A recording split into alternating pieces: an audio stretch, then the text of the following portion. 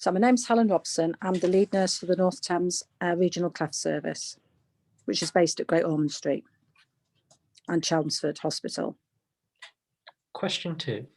What is the best part about a career in cleft care?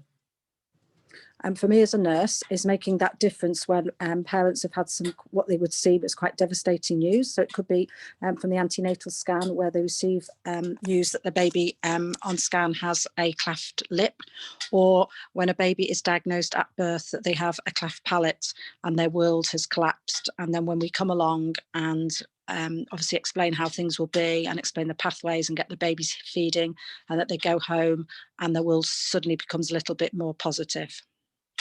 That's what I found the most satisfying part of my role. Question 3. What is the most challenging part of working in cleft lip and palate? I've given that question quite a lot of thought. I think the most challenging area for me is when you go to district general hospitals or hospitals, and it's not so much being challenged, but when they go up and the clinicians go off on their own tangent and don't take the advice of the people with the expertise. I find that really frustrating. Question 4. What excites you the most about the future of cleft lip and palate care? I think the nurse's autonomous role and how that's developing. Question 4. What excites you the most about the future of cleft lip and palate care? I think the development of the advanced nurse practitioner role and nursing becoming more an autonomous role. I'm currently involved with something called the Slumbers study, which I think is going to answer some of the questions that parents most particularly want to know, such as safe positioning of their baby.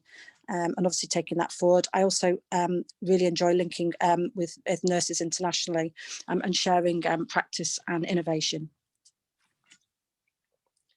Final question, question 5.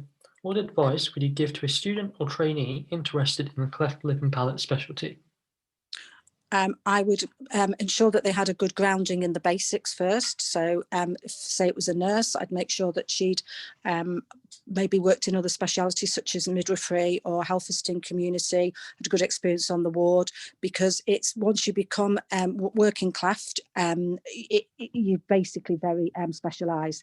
I think you need a very good grounding to give that experience because of the role being autonomous.